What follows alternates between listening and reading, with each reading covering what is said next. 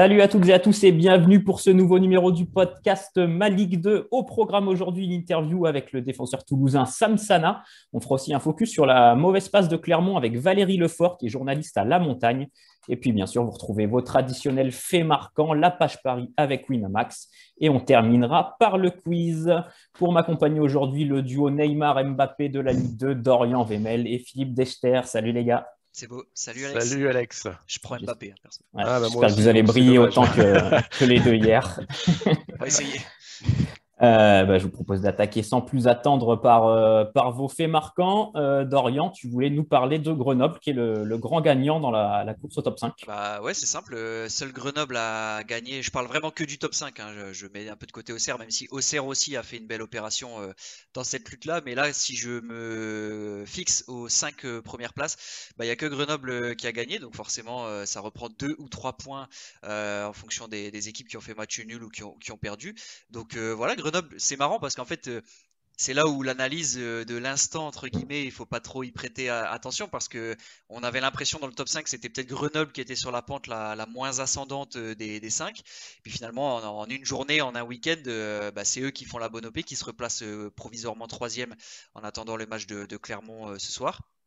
Donc voilà, on voit que honnêtement, même la montée directe pour un club comme Grenoble, elle n'est pas encore inaccessible. Si Toulouse est toujours aussi régulier à l'extérieur, il y aura des points, il y aura encore des points à prendre pour les équipes qui suivent, que ce soit même Paris. Enfin voilà, honnêtement, il y a vraiment pas de. Je pense que il n'y a aucun enseignement à tirer, que ce soit même pour la première place. On voit que 3 n'a plus autant de marge non plus. Paris a très bien résisté à cette équipe de 3, même si bon, le match a été gâché un peu, on en avait parlé par l'arbitrage. Mais voilà, on avait vu vraiment un duel équilibré entre Paris et 3. Donc voilà, Grenoble grand gagnant, très belle réaction. Ce que je tenais à souligner, c'est que Philippe Inchberger, comme toujours, il est très lucide. Il a un discours qui est toujours très posé. Autant il s'est jamais enflammé quand Grenoble a été même leader à la trêve hivernale, on le rappelle. Grenoble était leader à la trêve, il s'est jamais enflammé. Il n'a pas du tout paniqué quand Grenoble a connu entre guillemets une un peu moins bonne spirale, même s'ils ont quand même eu des bons résultats. Et voilà, avec tout ça, ils ont gardé confiance. Là, ce qui est fort, c'est que comme d'habitude, souvent, ils ouvrent le score contre Caen. Ils se font égaliser. Je sais plus exactement le timing, mais à 25 minutes. 75e ou... Ouais, même ouais, 20 minutes tirées. 65, ouais, Hmm. plutôt. Un peu 20-25 minutes avant. de la Ouais, fin. peut-être, ouais. Et là, franchement, quand j'ai vu ça, moi, en regardant le multiplayer, je me suis dit, oula, ça va être compliqué pour Grenoble. On se souvenait du match de Châteauroux où ils mènent 2-0 et ils gâchent l'avantage. J'avais l'impression que ça allait être un peu pareil, que peut-être la pression de la montée, justement, fait que les joueurs bah, se posent beaucoup de questions quand ils mènent. Est-ce qu'on doit attaquer? Est-ce qu'on doit gérer cet avantage? J'avais l'impression que Grenoble était un peu, voilà, toujours un peu entre deux eaux, à pas savoir s'il fallait mettre le deuxième ou pas encaisser l'égalisation.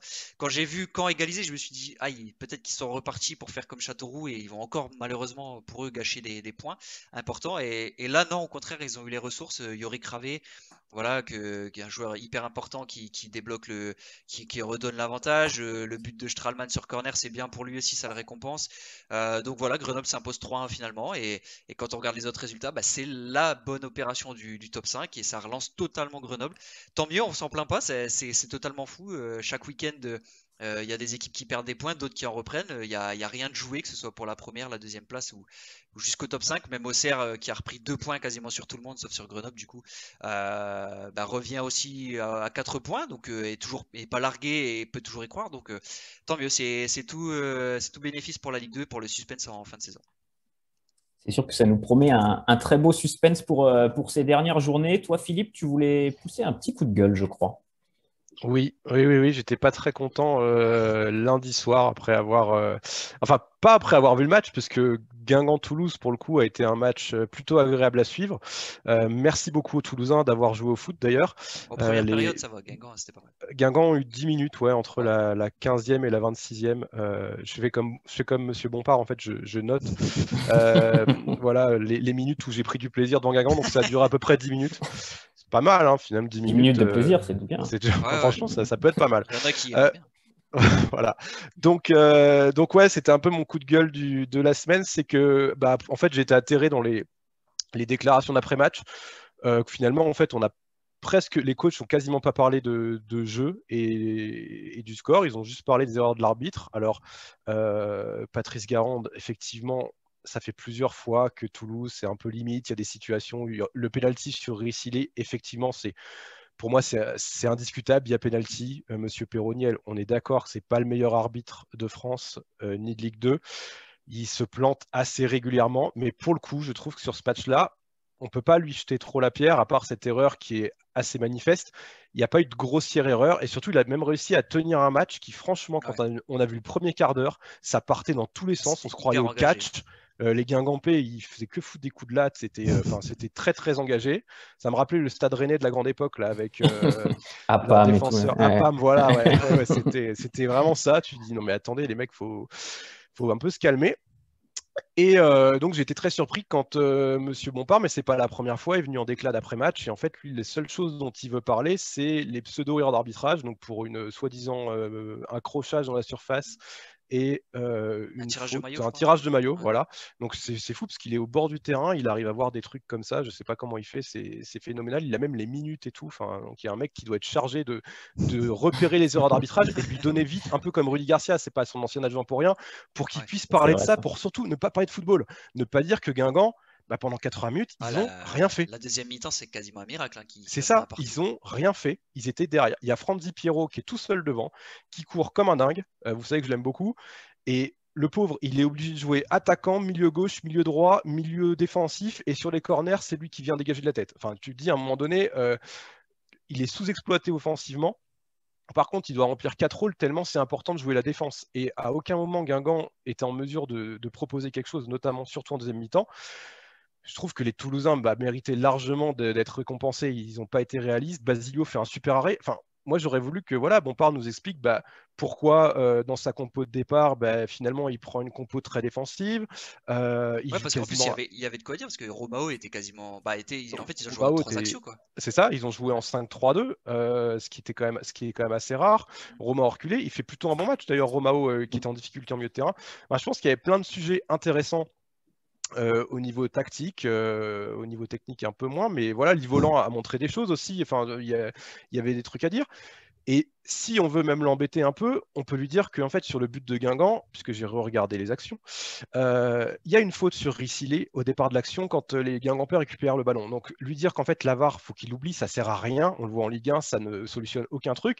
Et son but, de toute façon, il aurait été refusé parce que les Guingampais font une faute au début de l'action. Donc, à un moment donné, qui parle de foot, et c'est pas que contre M. Bompard, mais là c'est parce que c'est lié à ce match où ça m'a fait réagir, mais j'ai pensé exactement la même chose de Jean-Marc Furlan la semaine d'avant contre Le Havre, quand Auxerre est incapable de jouer et de proposer quelque chose, ils se font balader par Le Havre, et qu'est-ce qu'ils vont nous sortir à la fin? Et d'ailleurs, il y avait Autrey aussi, et Jubal. En gros, c'était une consigne, c'était bon, les mecs, on a mal joué, on parle pas de jeu, on parle de l'arbitre. Comme ça, on met tout sur l'arbitre. Et les supporters, de toute façon, ils sont d'accord avec nous parce que, ils sont bêtes et méchants, ils nous supportent. Arrêtez de croire que vos supporters sont bêtes. Il suffit de regarder sur les réseaux sociaux.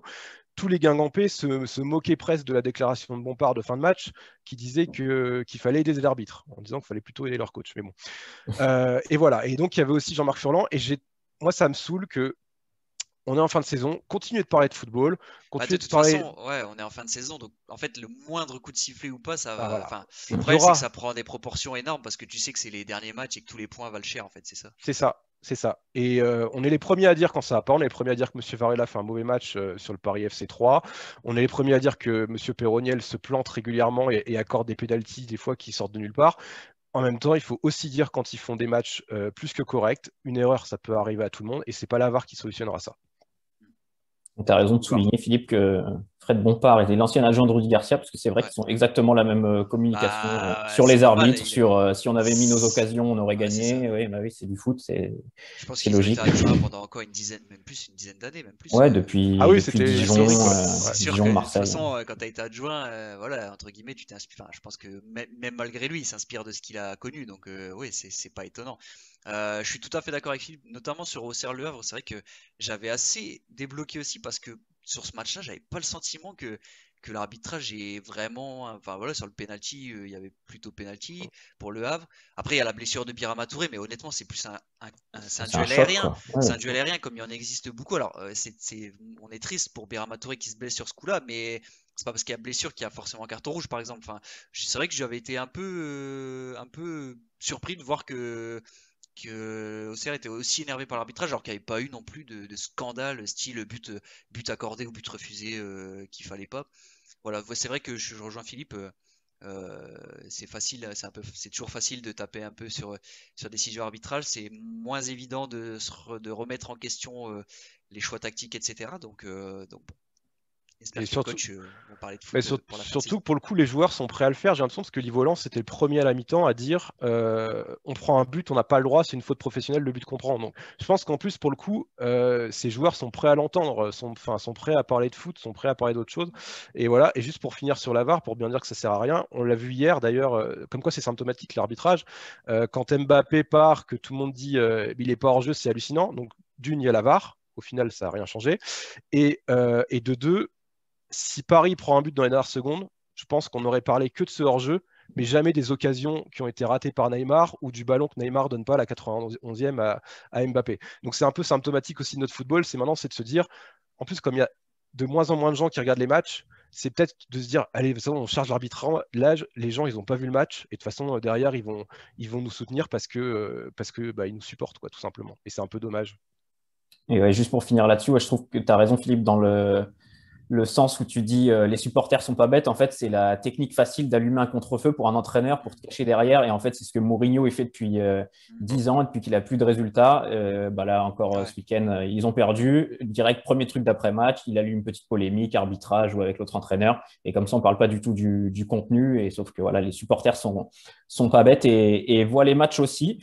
Bah, Mourinho, c'est simple, quand il a pas envie de Ah bah, c'est répondre, le de toute maître. façon, Hein. il se barre au bout de 5 Ah bah, secondes, il dit j'ai gagné 5 fois la première ligue, et puis il se Ouais, barre. Voilà. c'est le maître incontesté. Moi, pour le fait marquant, je vais faire rapide. Je voulais évoquer Dunkerque, qui a signé un gros coup en bas de tableau en allant gagner à Châteauroux 2-1 grâce à un but de Huisman et une passe décisive, son premier but en Ligue 2 à Jérémy Huisman. Bon, au-delà du fait que ça enfonce un peu plus les Castelroussins vers le national, ça permet aux Dunkerquois d'avoir 3 points d'avance sur Guingamp. Et moi, j'aime bien cette équipe de Dunkerque et j'espère qu'elle va se maintenir. Je trouve qu'elle a les armes pour se maintenir. Elle est préparée à se battre jusqu'au bout depuis le début de saison, contrairement à Guingamp qui visait clairement autre chose. Et en fait, je ne me fais pas trop de soucis pour eux. Je trouve que c'est une équipe qui a des vraies valeurs de combativité, qui a aussi un petit peu de talent avec Kebal, Cheikh Fantama Didiara, quand il est un peu en feu. Il peut être très bon aussi, Chokunte. Enfin, il y a quand même un peu de qualité dans cette équipe. Ils ont 3 points d'avance sur Guingamp, pardon, avec un match en moins à Amiens, donc potentiellement 6 points d'avance. Donc là, ça serait quasiment fait. Je pense qu'il leur faut 2 victoires. Seul truc, c'est qu'ils ont un calendrier très difficile. J'ai noté, ils jouent Grenoble, Caen, Auxerre, Amiens, Sochaux et ils finissent par Troyes et Toulouse. Donc très très dur de Ah, prendre de. faut espérer pour eux que Troyes ou Toulouse, par exemple, soient déjà Ouais. sûrs de monter, par Ouais, exemple. Tu un vois. peu, ouais. Mais moi, je trouve qu'avec la combativité qu'ils ont contre Caen, je sais qu'on en parlait tout à l'heure un petit peu Ouais, avant le ouais. podcast d'Orient. Moi, je vois Dunkerque C'est une gagner contre finale. Caen. C'est une espèce de finale pour le maintien. Et ils sont mieux préparés, même contre Amiens qui a plus grand-chose à jouer. Je vois Dunkerque prendre un point ou voire même 3. Donc, je pense qu'ils peuvent aller chercher ce maintien. Ils ont gagné leur première finale contre Châteauroux. Là, c'était impératif de prendre 3 points. Et je pense qu'ils peuvent se sauver. Moi, en tout cas, je serais très content de les revoir la saison prochaine en Ligue 2, une deuxième saison consécutive en Ligue 2, ça serait très bien parce que je trouve que c'est un bon petit club sympathique avec des bons petits joueurs et qui ne demandent qu'à se développer. Voilà, c'était mon petit point sur Dunkerque. Et puis, vas-y, Dorian, si tu veux rajouter quelque chose. Ouais, juste, je suis d'accord avec toi. C'est pas que je suis pas confiant, mais c'est vrai que le calendrier fait peur quand même pour Dunkerque. Il y a beaucoup de gros clubs de haut de tableau. Et on en parlait ensemble. Pour moi, la finale, c'est Caen-Dunkerque, ça, c'est clairement. Parce que si tu prends le calendrier de Caen, c'est quasiment la même chose. Ils jouent aussi quasiment Mm. toutes les équipes de tête jusqu'à la fin. Donc, c'est deux équipes qui luttent pour le bas de tableau, qui vont avoir un calendrier démentiel. Et voilà, pour moi, le Caen-Dunkerque, le vainqueur, s'il y a vainqueur dans ce match-là, clairement, enfin, non, je vais le prendre dans le sens inverse. Celui qui perd ce match-là sera pas bien parce que vu les calendriers, vaut mieux pas. Ouais, c'est clair que vaut mieux pas perdre ce match-là. Donc j'ai très hâte de voir. D'ailleurs, on en parlait, mais la 34e journée du coup, ce sera en semaine, ce sera le mardi 20 avril. Ouais. On a Caen-Dunkerque et on a Guingamp-Chambly le Mm. même soir. Alors là, pour moi, c'est le tournant du maintien. C'est Deux au matchs nuls. soir de la 34e journée, tu verras, on en saura plus. 2 matchs nuls. Non, mais Mercadal, Et en plus, Mercadacal, Mercadal contre Caen, ah ouais. ça donne une petite saveur aussi C'est sûr. particulière. Ouais, mais après, Dunkerque, ils ont aussi ce match bonus contre Amiens C'est ça, ouais. qui sera sauvé. Ouais, ouais. Et je ne vais pas leur donner les 3 points, mais tu te dis, voilà, ils sont peut-être un peu plus sereins quand même. On verra ça ouais, dans les prochaines journées, et dès ce week-end et dès le milieu de semaine suivante avec la 34e journée. Maintenant, on va accueillir notre invité. Et on est ravi de recevoir parmi nous le Toulousain Sam Sana. Salut Sam, merci d'être avec nous dans ce podcast. Salut, merci à vous pour l'invitation, c'est cool. Tu es le premier Toulousain du podcast en plus, donc merci d'être avec nous. On va commencer bien évidemment par évoquer le match le plus récent ce week-end à Guingamp. Match nul un partout avec quelques jours de recul. Comment tu analyses ce match? Tu te dis que c'est un bon point de prix ou il y a des petits regrets? C'est un point de prix, je pense que tous les points vont compter pour la fin de saison. Après, bien sûr qu'on aurait aimé prendre les 3 points. Voilà, c'était le moment, je pense, de les prendre. Mais l'état d'esprit était bon, on va retenir ça. Après, il a manqué un petit supplément d'âme, un petit peu d'efficacité devant le but, on va dire, pour remporter les 3 points. Mais il y a eu de bonnes choses quand même ce week-end. Et c'est pas un peu frustrant là? Récemment, vous n'arrivez pas trop à profiter des faux pas de 3 qui calent aussi un petit peu en ce moment. C'est pas un petit peu rageant de dire qu'à chaque fois vous pouviez revenir sur eux et vous caler un peu? C'est vrai qu'à chaque fois qu'on a eu l'occasion de le faire, on ne l'a pas fait, mais voilà, il reste 6 matchs. J'espère que ça va le faire pendant ces 6 matchs, puis on fera les comptes à la fin du championnat. Parce que ouais, le petit point noir de cette saison toulousaine qui est très belle, c'est cette irrégularité, notamment à l'extérieur. Vous avez plus de mal qu'au stadium. Comment t'expliques qu'il y a des matchs au stadium où vous mettez souvent 3-4 buts et qu'à l'extérieur, c'est un peu plus compliqué? Je sais pas, c'est peut-être les équipes aussi qui jouent différemment quand elles jouent chez elles aussi, mais voilà, c'est vrai qu'à l'extérieur, là, on n'est pas sur une bonne série. On a réussi à prendre un point ce week-end, mais il faut qu'on fasse mieux pour espérer monter directement à la fin de saison. Dorian, si tu veux. Ouais, je m'invite. Ça va être chargé. Vas-y, vas-y. Vous avez aussi la Coupe de France, le très beau parcours avec ce match à Rumi-Vaillère. Donc, vous arrivez vraiment avec une fin de saison hyper intéressante, avec cette lutte pour la montée et à la fois avec la Coupe de France. Ouais, c'est clair, je pense que tout le monde aimerait être à notre place, hein. On est en course partout, donc c'est super. Voilà, il y a cette Coupe de France aussi qui permet à un groupe plus élargi aussi de profiter de cette belle saison. Donc c'est cool pour le club, pour tout le monde. Et à Toulouse, ce qui a l'air marquant, en tout cas vu de l'extérieur, c'est que l'ambiance dans le groupe a l'air d'être assez exceptionnelle. Et pourtant, c'était peut-être pas forcément gagné au début de saison parce qu'il y a eu beaucoup de changements à l'intersaison, beaucoup de recrues, beaucoup de jeunes qui ont été intégrés. Comment t'expliques voilà, que ça fonctionne comme ça, que la mayonnaise est aussi bien prise? Bah, je sais pas. Après, nous, c'est vrai que là, c'est vraiment super, quoi. On a vraiment un bon groupe. Il y a que des bons mecs, donc voilà, ça s'est fait naturellement. Et puis voilà, on se retrouve là aujourd'hui avec un groupe qui est homogène, tout le monde s'entend bien, donc c'est super. C'est une Et belle, ouais, vas-y, pardon. Dorian. C'est une belle pour toi puisque c'est ta première saison vraiment là chez les pros où tu as de la chance de pouvoir t'exprimer. Comment tu regardes sur ta saison, sur ta progression? Là, tu es utilisé dans un rôle de piston droit, notamment dans ce 3-5-2. Donc, comment tu te sens dans ce rôle et quel est ton regard sur ta saison? Ma saison, elle a plutôt bien démarré, où quand j'ai enchaîné les matchs, j'ai réussi à être assez performant. Et après, j'étais un peu plus irrégulier quand je suis sorti du 11, on va dire. Quand j'ai rentré à nouveau, j'ai eu des coups de moins bien. Mais voilà, c'était une première saison. C'était à moi de savoir gérer ces moments où je jouais de moins. Et quand je jouais, il fallait que je saisisse l'opportunité. Je ne l'ai pas tout le temps bien fait, mais ça m'a permis d'apprendre aussi. Là, j'ai été assez performant, je pense, sur les 2 derniers matchs où j'ai joué. Et après, par rapport au rôle de piston, c'est un rôle qui me correspond, donc c'est bien. Parce que tu as été formé milieu relayeur, si je ne dis pas de bêtises. C'est ça, ouais. Ce rôle-là de piston droit, comment le coach te l'a amené, on va dire? Est-ce que tu te vois t'y installer ou est-ce que tu as l'ambition de revenir un peu dans l'entrejeu? Peu importe. Si je joue, c'est le principal. Voilà, c'est un rôle qui me correspond aussi, comme j'ai dit. Après, le milieu de terrain, bien sûr que je m'y sens bien aussi. Donc voilà. peu importe.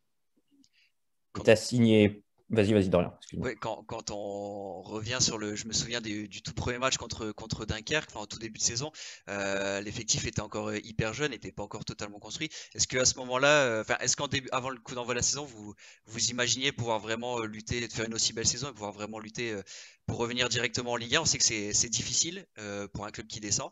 Là, on a vite senti, dès qu'il y a eu la première victoire, en fait, ça a été comme le déclic et vous êtes monté en puissance. C'est ça, je pense qu'on n'a pas douté. Dès le début, l'objectif, c'était de remonter en Ligue 1 dès cette saison. Après, oui, on a perdu le premier match. On perd aussi à Grenoble ensuite. Mais je pense qu'on n'a jamais douté. On attendait juste cette première victoire, comme tu as dit, pour qu'il y ait un déclic. Et c'est ce qui s'est passé. Et par la suite, on a enchaîné. Mais on n'a pas douté, non. Et ça doit être gratifiant d'être dans un club où les ambitions sont quand même assez hautes, parce que le président Comolli l'a dit, si vous remontez, ce ne sera pas pour jouer le maintien. Toulouse veut s'installer durablement dans la première partie de tableau en Ligue 1. On imagine que voilà, dans tous les côtés du club, ça doit être débordant d'ambition et ça doit être très sympa à jouer dans un club comme ça. Ben, c'est clair que c'est bien de jouer dans un club qui a de l'ambition. Toulouse, c'est la 4e ville de France, donc c'est normal à nous d'essayer de remettre le club là où il doit être. Et forcément, c'est mieux de jouer dans un club qui vise le haut plutôt qu'un club qui lutte pour le maintien, donc c'est bien. Prochain match, c'est Châteauroux à domicile contre le dernier. Bon, c'est toujours piégeux, on imagine. C'est le genre d'équipe contre laquelle faut surtout pas se relâcher. C'est ça, ouais. On a à cœur de prendre les 3 points si on peut, mais on sait très bien que ça va être un match compliqué, bon, comme les 6 autres qui arriveront ensuite. Mais aucun match sera facile, tous les points vont compter. On a domicile, on a envie de prendre les 3 points et voilà, on va tout donner pour. Après, le regret, j'imagine, pour toi, en plus, ta première chez les pros, malheureusement, c'est l'absence du public au stadium. En plus, vous faites des super matchs, des belles victoires. C'est malheureux, c'est comme ça. On peut rien y faire, mais j'imagine cette frustration de ne pas pouvoir partager ça avec le public à la maison quand il y a ces belles victoires. J'ai eu la chance pour mon premier au stadium qui est encore droit à 5000 supporters, donc j'avais un peu des amis et de la famille qui sont venus, mais c'était la seule fois, quoi. Donc c'est vrai que c'est frustrant. Et puis même les supporters, voilà, on a fait une saison où quand même on gagnait tout ça. Donc même pour eux, ça doit être frustrant. Mais voilà, ils nous encouragent. Ils sont souvent là quand on arrive au bord du stade. Donc voilà, ils pensent à eux, ils pensent à nous, pardon, et nous on pense à eux. Donc voilà. Et pour revenir un peu sur toi, Sam, tu as signé ton premier contrat pro l'été dernier, tu avais 21 ans, ce qui est entre guillemets un peu tard parfois pour le foot pro. Tu as douté, tu t'es dit que tu n'y arriverais pas ou alors tu n'y arriverais pas au TFC, tu as eu des périodes difficiles? Des moments de doute, oui et non, parce que j'étais quand même assez proche du groupe pro. Voilà, on avait un groupe où on s'entraînait régulièrement avec eux. Je me disais dans ma tête que si c'était pas au TFC, ce serait ailleurs. Donc, j'ai pas douté sur le fait de signer professionnel. Peut-être sur le fait que ce serait peut-être pas à Toulouse, parce qu'il faut toujours ce brin de réussite aussi. Peut-être que si on n'était pas allé en Ligue 1, peut-être que j'aurais jamais signé. Si on était resté en Ligue 1, pardon, j'aurais jamais signé professionnel. Je sais pas, mais j'ai jamais douté sur le fait de devenir professionnel. En tout cas, c'était mon but, c'était mon objectif. Ouais. En tout cas, on voit cette saison, on en a parlé un peu tout à l'heure, mais que Patrice Garande a fait énormément confiance aux jeunes et le club en général a fait énormément confiance aux jeunes. Voilà, que ce soit toi, Amin Adli, Manu Koné, Diakité. Enfin, voilà, vous êtes hyper nombreux à jouer et avoir un rôle important. Et pour progresser, j'imagine que c'est bien de voir que le club allie la parole aux actes, entre guillemets, en proposant un contrat et derrière en donnant l'occasion de pouvoir s'exprimer. C'est ça, parce qu'un contrat, c'est bien, mais après, de jouer, c'est toujours mieux. Donc, ici, c'est le cas pour la plupart des jeunes. Puis, c'est gratifiant aussi pour le club. Ça montre qu'il y a du bon boulot qui est fait au centre de formation. Donc, voilà, faut remercier tous les éducateurs qu'on a eus au centre de formation. Et c'est grâce à eux aussi qu'on en est là aujourd'hui. Eh bien, écoute, Sam, merci beaucoup. Tu as été un très bon premier représentant du TFC dans ce podcast. C'était super sympa de t'avoir. Merci beaucoup. Et puis, on te souhaite plein de belles choses pour la fin de saison et puis pour l'avenir. À bientôt. Ok, merci à vous. À bientôt. Salut. Et après avoir parlé du TFC, on va maintenant évoquer la situation d'un autre prétendant à la montée, le Clermont Foot. Et pour ça, on accueille Valérie Lefort, journaliste à La Montagne. Bonjour Valérie, merci d'être avec nous. Bonjour. Valérie, le Clermont Foot qui va un petit peu moins bien en ce moment avec 3 matchs consécutifs sans victoire, dont une défaite surprenante à Pau ce week-end. Vous qui suivez de près le club auvergnat, comment vous expliquez un petit peu cette mauvaise passe du Clermont Foot? Alors, bon, tous les clubs dans une saison connaissent des moments difficiles, mais là, bon, on est presque dans la caricature, puisque vous savez que le club a été touché par le Covid. Ouais. Avant le Covid, les 4 matchs juste avant le Covid, c'est une victoire 5-0 à Guingamp, une victoire 4-0 contre Valenciennes, 2-0 à Ajaccio et victoire contre Chambly. Bon, 13 buts marqués, 0 encaissé, 12 points sur 12. Et depuis le Covid, c'est tout le contraire. Donc, bon, il y a vraiment eu un avant et un après, visiblement. Et il y a aussi peut-être au-delà de l'aspect Covid évidemment qui impacte le physique, peut-être que mentalement aussi il y a une petite pression qui s'installe avec ce sprint final et cette possibilité de monter direct. Absolument, oui. Pour en avoir parlé avec Gatien père et Gatien fils hier, ce qu'on a relayé dans le journal du jour, avant le match ce soir contre Amiens, c'est qu'effectivement, le père dit effectivement, certains peut-être commencent à psychoter, je reprends son expression. Et le fils dit effectivement, dans ce groupe qui est quand même assez jeune malgré tout, il y a peu de garçons qui ont déjà évolué à ce niveau-là aussi haut et joué une montée en Ligue 1, il n'y en a pas beaucoup. Donc effectivement, il y a ce qu'il disait, il y a peut-être un peu de trouillomètre à 0, mais bon, il dit maintenant il faut qu'on se remette dans le bain, on joue comme on l'a toujours fait toute la saison et ça devrait aller. Justement, Valérie, c'est aussi le désavantage de l'année dernière parce que Clermont n'a pas pu jouer ce sprint final, n'a pas pu avoir cette expérience. C'est dommage parce qu'à la 28e journée, ils étaient un peu dans la même situation qu'aujourd'hui et ils ont perdu cette expérience-là de l'année passée, quoi. C'est clair. Puis bon, ça fait 2 années eux, que le Covid, comme dit une certaine publicité pour un yaourt, ils disent pas merci. Hein. Ils étaient bien partis. Je pense que c'était vraiment l'équipe en forme avec Ajaccio. Je ne suis pas sûr si la saison de l'année dernière va jusqu'à ce terme, que ce soit Lorient et Lens qui montent, mais bon, on ne fera pas l'histoire. Et puis cette année, bon, il y a eu cet épisode qui est arrivé. Ces 3 matchs-là, ça tombe peut-être au mauvais moment pour eux. Et comme disait Johan Gatien, il dit bon, on est des grands garçons, on doit se prendre en charge et c'est à nous dès ce soir. Ils ont la chance là de jouer 2 matchs d'affilée à la maison. Ce soir contre Amiens et samedi, ils reçoivent le Havre. Bon, ils savent qu'ils n'ont pas vraiment le choix, qu'il leur faut 6 points pour pouvoir évidemment prétendre aux 2 premières places. On parlait de trouillomètre tout à l'heure. C'est surtout, j'ai envie de dire, en zone offensive que ça pêche parce que Mohamed Bayo a 2 occasions assez importantes contre Pau. Enfin, il y a un mois, il les mettait, c'était sûr, et puis le match était plié. C'est plus là, quelque part, où c'est parce que dans le jeu, on retrouve quand même Clermont avec la possession, les mouvements. Moi, je ne suis pas trop inquiet de ce point de vue-là.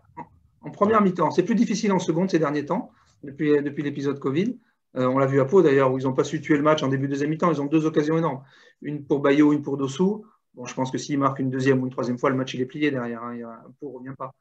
Et là, voilà, ils ne les ont pas mises. Et effectivement, après, ça commence un peu à gamberger dans les têtes. C'est vrai que bon, Bayo, franchement, on ne peut pas lui reprocher grand-chose.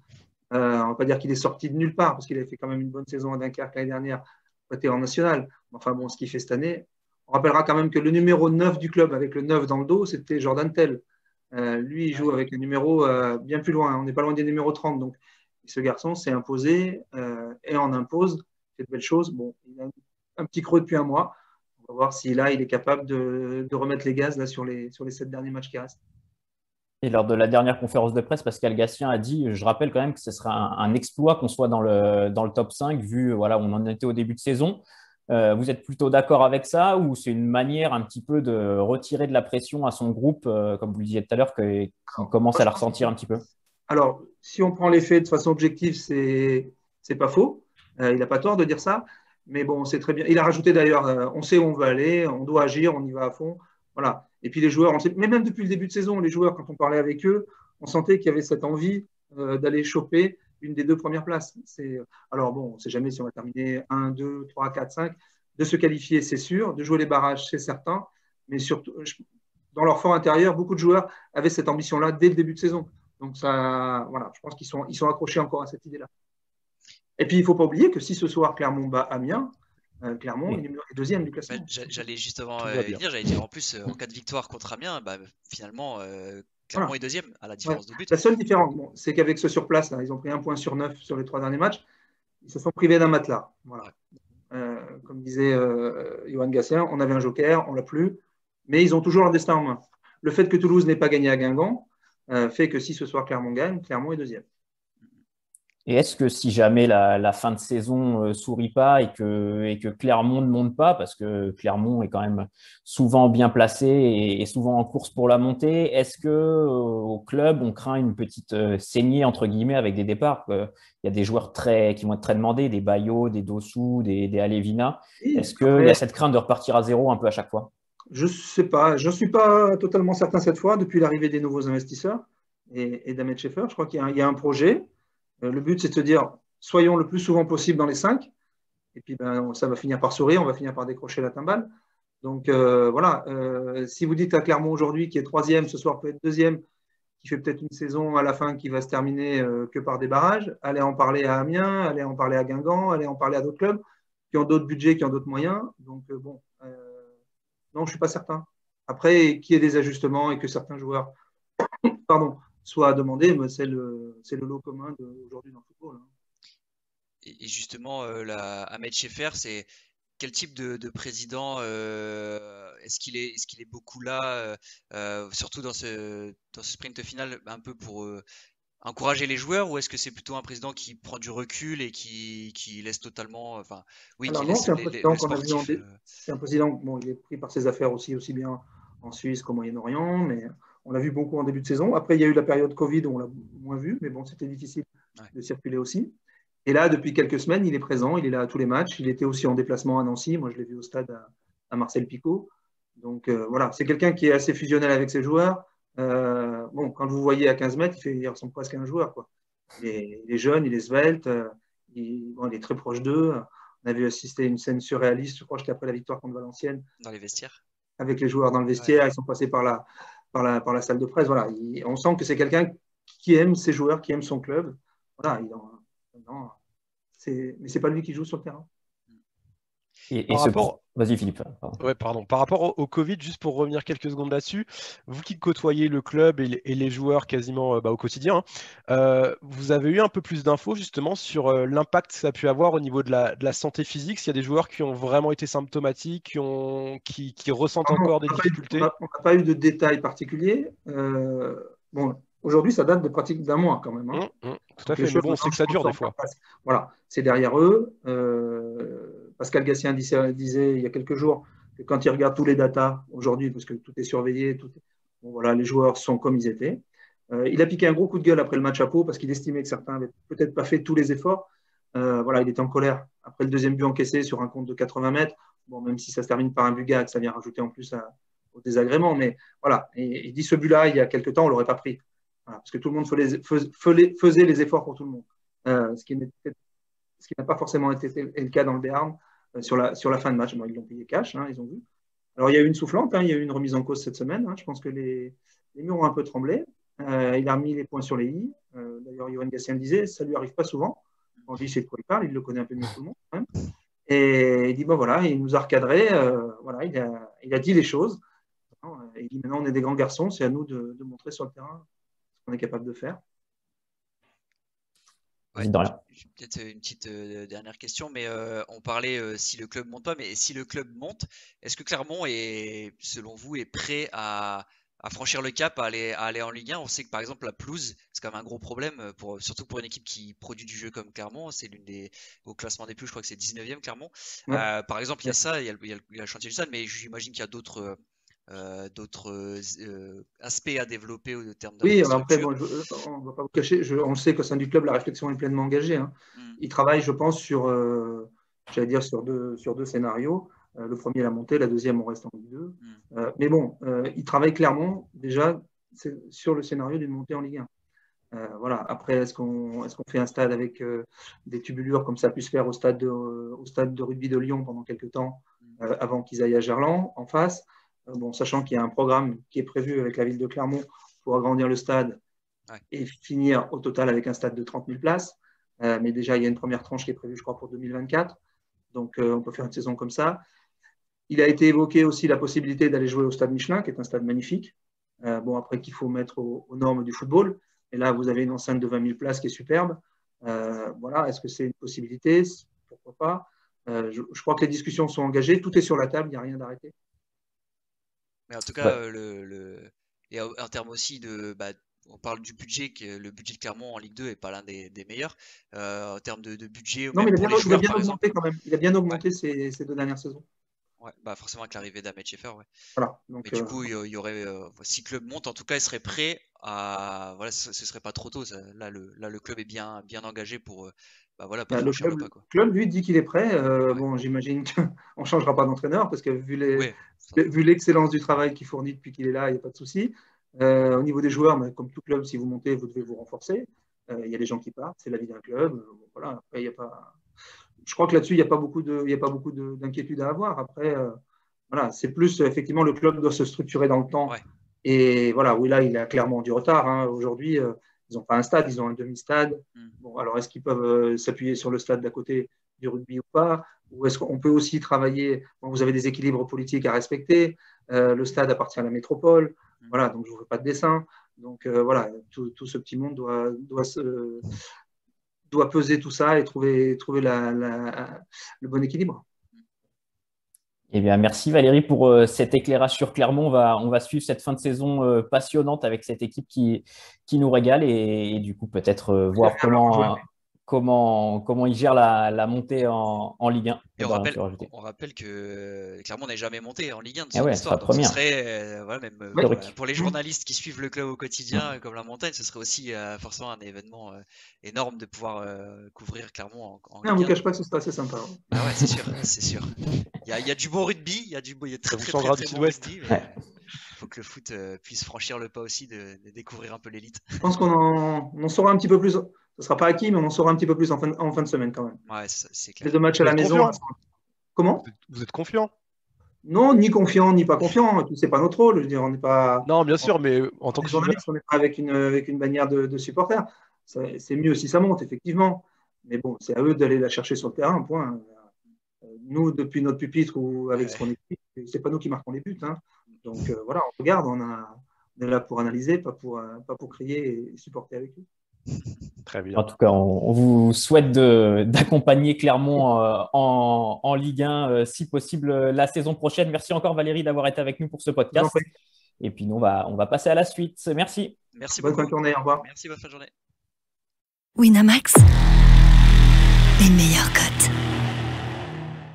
Et on passe tout de suite à notre page Paris avec notre partenaire Winamax. Philippe, tu peux nous faire un petit point sur les paris Ma Ligue 2 du week-end? Ouais, alors le week-end dernier, c'était mauvais. Hein, on a tout raté. Tout raté. À chaque fois, un but. New York qui marque pas. Avec un penalty raté encore. Penalty, poteau et but refusé à Ibnouba. D'ailleurs, on n'aura jamais vu le ralenti sous le bon angle, mais pareil, ça ne devait pas se jouer à grand-chose. Il y a eu quoi d'autre? Enfin non, il n'y a eu que des défaites. Et du coup, ah oui, c'était Châteauroux qui devait marquer 2 buts. Ils ont marqué qu'un but, alors qu'assez vite, ils avaient marqué pourtant. Mais Dunkerque a été très très bon. Donc voilà, mauvais week-end. On a relancé là sur Clermont, donc qui joue ce soir. Je n'ai pas joué Clermont sec, je l'ai joué en fait en combiné avec Monaco qui battait Dijon. On a un peu triché parce que Dijon, hein, c'est déjà un club de Ligue 2. Donc du coup, on considère que autant en Ligue 2, c'est dur d'avoir des victoires safe, on va dire. Autant Monaco-Dijon, franchement, je me suis dit, c'est impossible. J'avais vu jouer Dijon contre Marseille la semaine d'avant. Je me dis, non, mais laisse tomber, quoi. Donc, puis Monaco, je les ai vus 3-4 fois cette année. C'est quand même très, très bon. Donc, il n'y avait rien à dire. Donc, 3-0, victoire facile. Du coup, ça faisait monter la cote à 1,80. Et j'ai un peu craqué ce matin. J'ai surenchéri sur Clermont gagne de 2 buts à 2,30. Je trouvais que c'était intéressant parce que. Tu sens le réveil des attaquants. Ouais, déjà, je sens le réveil des Clermontois. Pour moi, je les ai vus jouer. Et ils jouent toujours aussi bien. Ça manque de réalisme, mais franchement, dans le jeu, c'est ça. Amiens, ils ont gagné contre Rodez, donc ils sont quasiment sauvés. Pour moi, ils sont quasi en vacances. Il y a déjà des joueurs qui se projettent sur la suite, je suis persuadé. Et en plus, il y a des absents. Enfin, en défense, là, Amiens va devoir faire son défenseur central. Le nom m'échappe complètement. Opoku, voilà, qui est quand même leur meilleur défenseur. Ouais. Donc, même si Régis Gortner est un très bon gardien, j'ai envie de croire que Clermont va être plus réaliste ce soir et va faire la différence. Et pour le week-end qui vient, ce week-end, j'ai dit il n'y a pas de safe en Ligue 2, c'est vrai, mais du coup j'ai quand même envie de tenter un combiné qui m'intéresse pas mal, c'est les victoires de Troyes et de Toulouse. En combinant les deux, ça fait une cote à 2,25. Troyes reçoit Caen, Je ne vois pas comment Troyes ne pourrait pas battre Caen, franchement, ce camp-là. Et Toulouse reçoit Châteauroux, qu'on aime beaucoup et qui joue bien. Mais là, la défaite contre Dunkerque, je pense à domicile, ça va sonner le glas. Et défensivement, c'est beaucoup trop faible contre une équipe comme Toulouse. S'il n'y a pas de nouveau cas de Covid, donc ça, j'attends. La cote, elle est basse. De toute façon, elle est à 1,40, elle ne descendra pas beaucoup plus bas. Mais je me dis, ce combiné-là, normalement, j'ai une confiance quand même de 70-75%. Je suis d'accord avec toi. Je vois pas comment Caen peut aller poser. En fait, je vois pas comment Caen peut poser des premiers à 3. Vraiment. Avec ce qu'ils montrent à part un ces derniers carton temps. rouge pour 3 Ouais, au bout de après, demi, voilà, sauf pas, scénario, sauf s'ils ont un péno, c'est ça. et puis qu'ils mettent le bus et ils gagnent un 0 sur un hold-up. Mais quand tu compares les deux équipes, je vois pas Troyes lâcher des points à ce moment de la saison contre Caen. À domicile, j'y crois pas. Et pour Toulouse contre Châteauroux, quand on voit la forme des Toulousains à domicile qui passent 3 ou 4-0 à tout le monde, ça me paraît très étonnant qu'ils calent aussi. Donc je suis plutôt d'accord aussi avec toi. Merci messieurs pour ces précieux conseils. Et puis on vous rappelle que tous les bons plans paris sont à retrouver sur notre site avec Winamax. Winamax, les meilleurs cotes. Et on passe désormais au quiz. Et comme la semaine dernière, ce sera avec des parcours de joueurs qu'il faudra jouer, qu'il faudra trouver, mais cette fois-ci avec un thème commun. C'est que tous ces joueurs sont passés par Toulouse lors d'une saison bien précise. Vous allez rapidement... Ouais. C'est pas forcément des joueurs actuels du coup. C'est pas des joueurs actuels, c'est des anciens joueurs. C'est des anciens joueurs et ils ont mais tous qui sont Anthony Bancarel. Mais qui sont passés par Toulouse. T'aurais pu trouver, hein, c'est pas ça. Bah ouais, franchement, ça pourrait. Allez, commençons par le premier. Je vous donne son parcours dans l'ordre et vous me balancez les noms. Alors, on commence avec Auxerre, Marseille, Bordeaux, Manchester United, Cantona ? Non, Copenhague, Montpellier, Naples, Courtrai, Laurent Blanc, Toulouse et Al-Salia. Achille Mala ? Non. Manchester United. William Prunier ? William Prunier, tout à fait. William joué. Prunier. Bah écoute, je savais pas. Il y a la moitié des clubs que tu m'as cités, je ne savais pas son parcours. 2 matchs avec Manchester United. Ouais, 2 matchs. Prunier, putain, là, ça. Petit vin chauve. Et 157 matchs avec Toulouse, 6 buts. Il a joué à Toulouse entre 99 et 2004 quand même. International français, une sélection, William Prunier. Qu'on salue, qui nous regarde. On salue, sans doute, sur son arbre. Allez, passons vite sur cette mauvaise blague et essayons de deviner le second joueur. Donc, c'est déjà une balle de match pour Dorian. T'es prêt ? Allez, je commence, tant pis pour toi. Luznac, Balma, Toulouse, Guingamp. Cédric Forêt.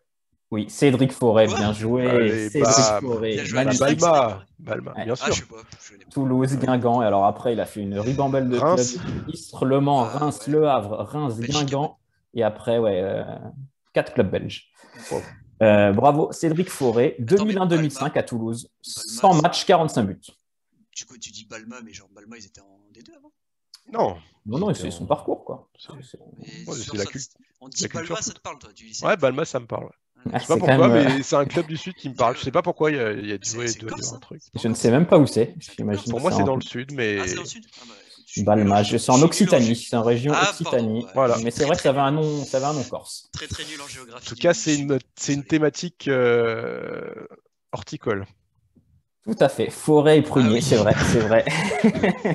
C'est ça leur point commun. On va nous dire Brice-Feuillu. Et le dernier, il faudra trouver Jean-Pierre Cerisier. Je sais pas, ça va être qui. Non, le dernier, pour le coup, il joue toujours à Toulouse. Et il a joué avec ces 2 joueurs à Toulouse, mais il n'a pas un nom d'arbre ni de fleurs. On commence tout de suite. Attention, c'est une balle de match.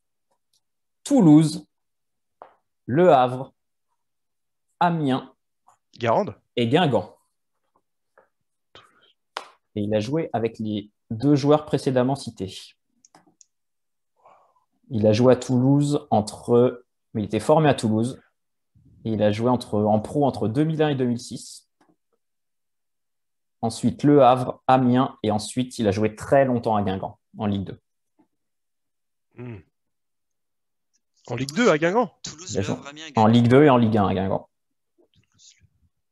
Oh là là là. Je rien qui me vient à l'esprit. Donc, ils étaient tous dans l'équipe de Toulouse qui est montée en 2003, si je ne dis pas de bêtises, 2003-2004, qui était championne de Ligue 2. Et donc, il a joué à Toulouse, au Havre, à Amiens, et ensuite, il a joué à Guingamp entre 2009 et 2018. Et il a joué en Ligue 2 avec Toulouse, avec Le Havre, avec Amiens et avec Guingamp. Je crois que je sais qui c'est, mais son nom m'échappe. Il a un nom très connu. Mais c'est il a un nom qui est connu de tous les fans de foot en France. C'est un milieu de terrain. C'est un milieu de terrain. Mais j'ai sa tête. Le pire, c'est que j'ai sa tête. C'est pas Didou. Si je vous donne un indice, c'est un petit milieu de terrain gaucher. Ouais. Non, mais je l'ai. Ah, Giresse. Oui. Thibaut Giresse. Bien joué, Philippe. Mais j'ai bravo. son visage, j'avais pas son nom. J'allais vous dire, son papa est très connu. Bravo. Bien joué. J'y pensais pas du tout à lui, en fait. Si, moi je pensais à lui, mais alors impossible de. Ouais, le nom m'échappe. 124 matchs avec Toulouse et 299 matchs avec Guingamp. Avec le Havre, j'ai aucun souvenir de Thibaut Giresse au Havre. Ouais, il a été prêté une saison. Une demi-saison, je pense. Ok. Et ensuite, Amiens, je me rappelle plus non plus. Moi non plus. Il était très fort sur les parcours des joueurs. C'est vrai que c'est vrai. Bravo, on va faire que ça d'ailleurs. Beau match. C'est bien. Eh bien, bravo messieurs, victoire de Philippe donc pour ce quiz. Merci de m'avoir accompagné pour ce podcast. Merci à toutes et à tous de nous avoir écoutés. On se donne rendez-vous la semaine prochaine. D'ici là, toute l'actu de la Ligue 2 est à retrouver sur le site et sur l'appli Ma Ligue 2 et puis aussi sur la chaîne Twitch. N'oubliez pas de vous abonner si ce n'est pas déjà fait pour suivre les multiplex avec nous. Merci encore de nous avoir écoutés. À bientôt. Salut. Ciao.